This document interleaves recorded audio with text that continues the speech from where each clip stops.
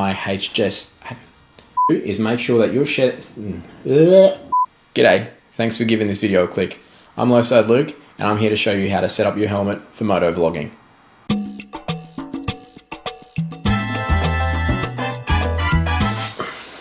Now, for any of you that have already been watching some of my videos, I've had a little bit of a hiatus and a few delays and things, but I'm currently stuck in a moon boot and not really able to do much at home except for put together videos and work. So what we're going to do today is go through how I've set up my helmet for motovlogging. What I'll be going through today are the parts required to set your helmet up for motovlogging, some basic installation tips, some recommendations on what helmets to use, and also things like your GoPro settings, how to sync your audio, and then towards the end of the episode I will show you a little bonus on my handlebar point of view so that you can see those two perspectives in your videos. One neat little thing that I've just got recently while I've been in my prison is a new set of microphones. So I got the Rode Wireless Go, which I wanted to test out, and I've just been sitting it on my wrist. Hello. I've been sitting it on my wrist. It's a really handy unit. I'll see how it goes with audio. Otherwise, I might go back to my normal little vlogging mic that sits on top. So please let me know what you think of the audio in this video. I keep moving my arm around, so maybe it's going to chop and change, but we'll see. Anyway, on to the parts that you need for your motovlogging setup. The first thing you will need is a GoPro. So anything from a GoPro Hero 5 forwards is fine. I've used the 5. There was also a straight GoPro Hero at one stage that was built off the 5 that you can reflash, which will turn it into a Hero 5 Black, given that it has the same hardware. You do want the Hero 5 Black or upwards.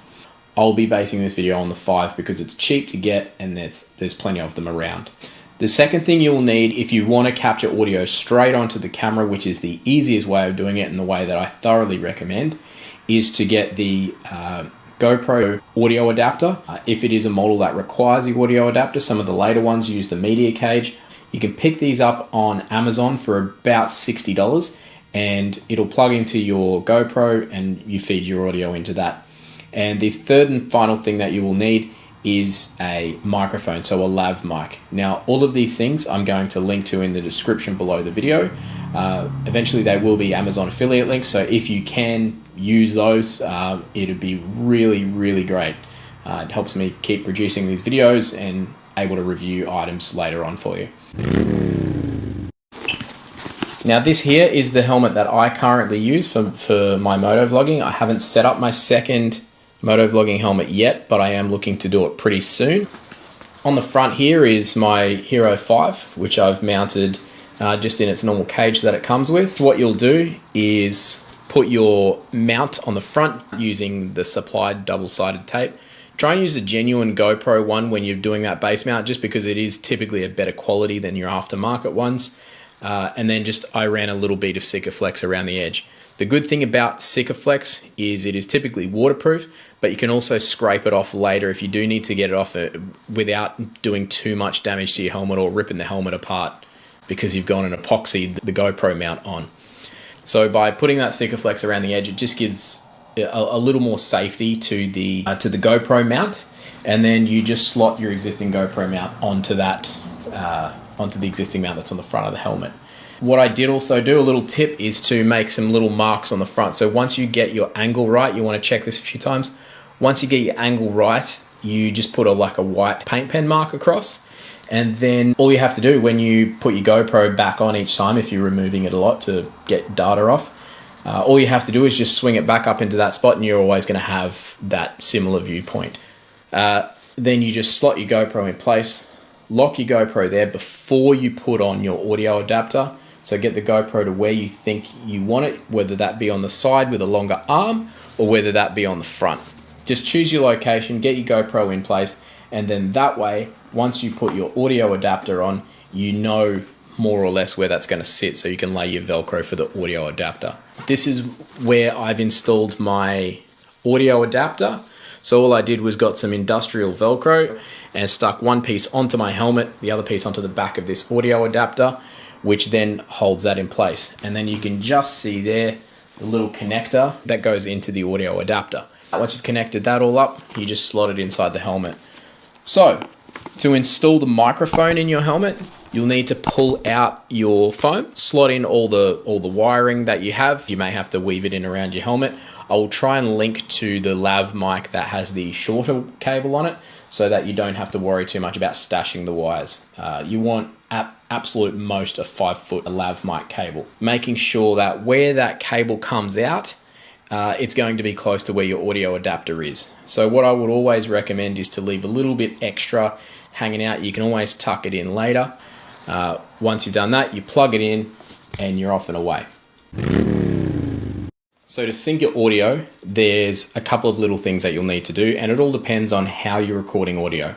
So if you choose not to use the GoPro audio adapter and you choose to record it separately, whether that's using one of the, I believe it's a Zoom H1, something like that, using an external audio adapter or a cable to your phone, whatever you choose to do, or if you're choosing to record, say, 2 points of view.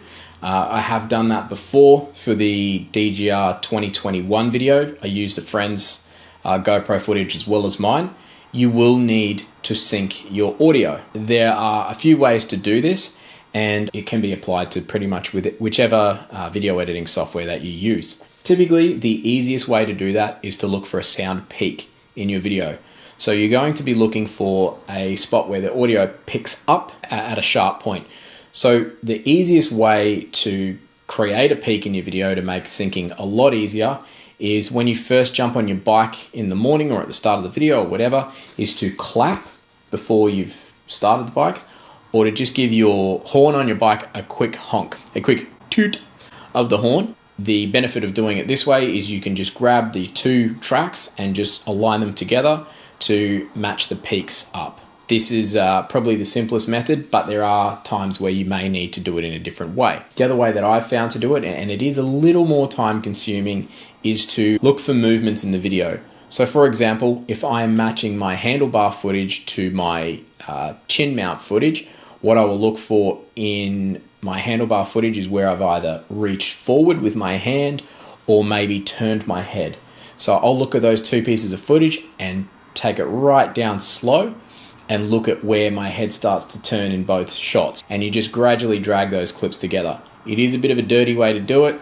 I'm no expert at doing it, but that's worked for me as a relative to this. So do what works for you, but that seems to be the best method for me at the moment. Or alternatively, if you've got a way you do it, throw it in the comments below so that you can share it with the rest of us. That'd be fantastic.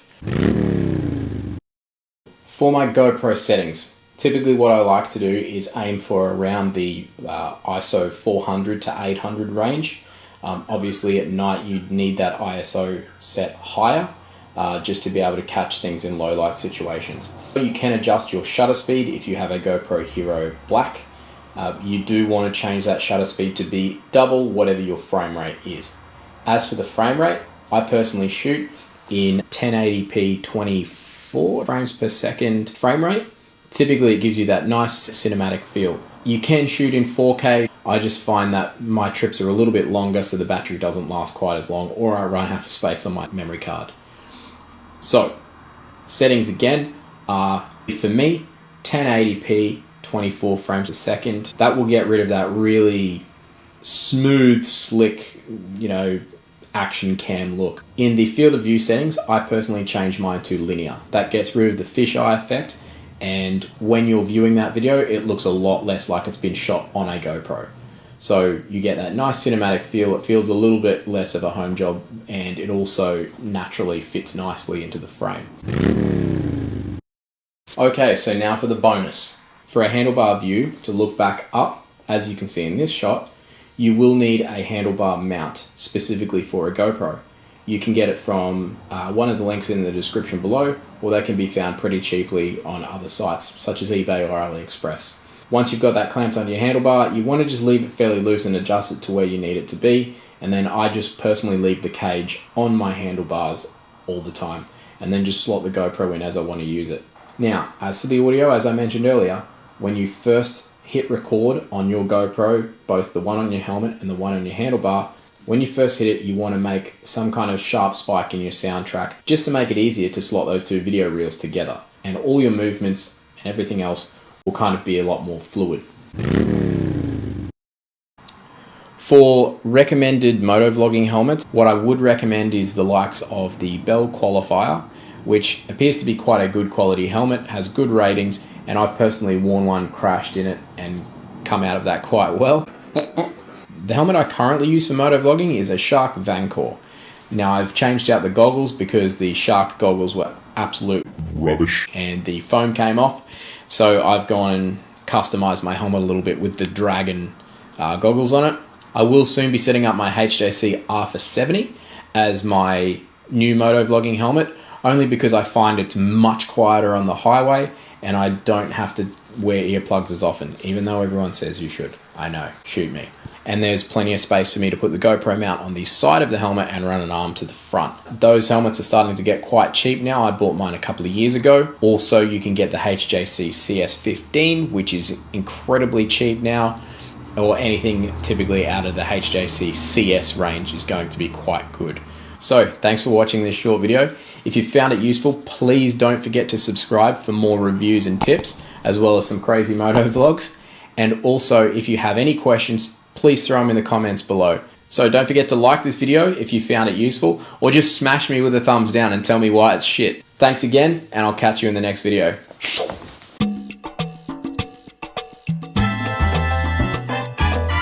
You're obviously here to... God damn, motorbike's going past. G'day, thanks for giving this video a click. You're obviously here for... You're obviously here to work out how to set up your... What we're going to go through today...